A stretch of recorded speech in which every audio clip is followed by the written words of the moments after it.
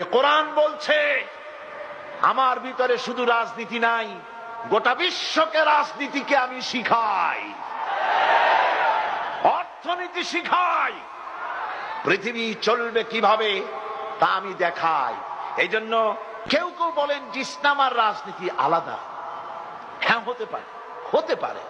এটা অন্য ধর্মের জন্য।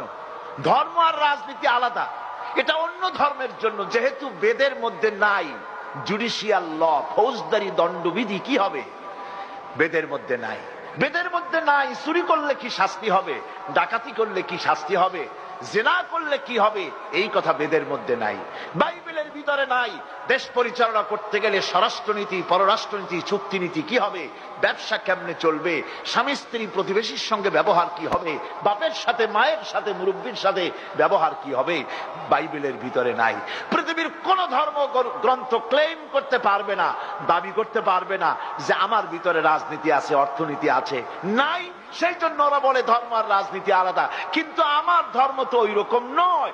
আমার ধর্ম তো ধর্ম নয়, এটা হচ্ছে জীবন ব্যবস্থা। এটা কি?